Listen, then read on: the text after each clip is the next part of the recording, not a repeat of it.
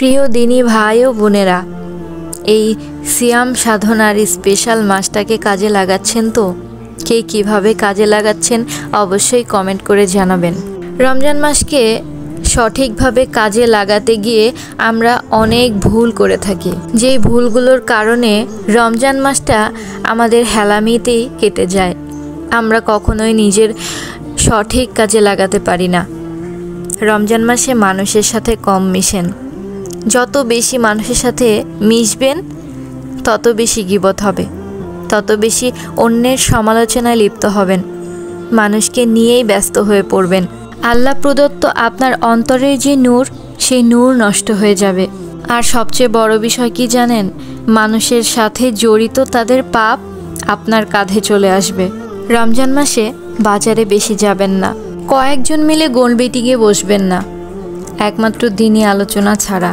প্রয়োজনে রমজান ও ঈদের বাজার সামর্থ্য অনুযায়ী রমজানের আগেই সেরে ফেলুন। শেষের দশক, বিশেষ করে লাইলাতুল কদর যেখানে থাকে, এই শেষের দশক মানুষ বাজারে কাটায়, মার্কেটে কাটায়। হায়রে দুনিয়া, হায়রে দুনিয়ার মানুষ। তারা বুঝলো না শেষের দশকে যখন লাইলাতুল কদরের রাত আসে কতটুকু গুরুত্বপূর্ণ রাত সেটা। পুরো রমজান মাসটাই কতটুকু গুরুত্বপূর্ণ, বিশেষ করে মা বোনরা বেশি। এই রমজান মাস রহমতের মাস, এমনি এমনি নষ্ট করেন না। আরও একটা বিশেষ বিষয়, রমজান মাসটা আত্মপরিশুদ্ধির মাস, নিজেকে শুধরানোর মাস, গুনার পথ থেকে নেকির পথে নিয়ে যাওয়ার মাস, মহান রবকে চেনার মাস, রবের সাথে, রবের কাছে, অনেক কাছাকাছি গভীর সম্পর্ক তৈরি করার মাস, আল্লাহর ইবাদত করে নিজের সকল পাপগুলোকে মোচন করার মাস। কিন্তু আমরা কি করি? রমজানে রোজা রেখে ঘরে ঘরে ভুরি ভুরি ইফতারের আয়োজন করা হয়। এত বেশি ইফতার আইটেম করবেন না, যাতে এই ইফতার খাওয়ার পেছনেই আপনার সময় শেষ হয়ে যায়। এরপর শরীরে আর সেই জোর থাকে না যে আপনি আবার পুনরায় যে ইবাদত বন্দিগি করবেন। আপনার শরীরের একটা ধারণ ক্ষমতা আছে। সারাদিন রোজা রাখার পর যদি আপনি 20 পদ নিয়ে ইফতারি খেতে বসেন, তাহলে সেই রোজায় আপনার আত্মপরিশুদ্ধি হবে না। আর এই একই নিয়ম সেহরিতেও।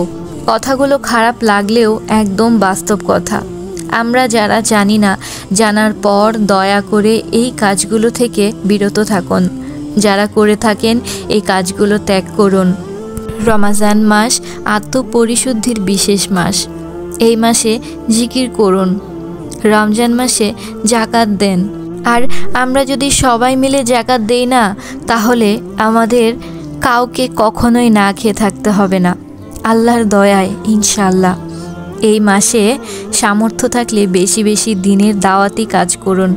রমজানে যে মানুষটা নিজের খারাপ অভ্যাসকে বাদ দিয়ে আল্লাহর সাথে, আল্লাহর পথে ফিরে, সে আর যাই করুক রমজান মাসকে খুব ভালো মতো কাজে লাগাচ্ছে, তাকে নিয়ে হাসি তামাশা করবেন না।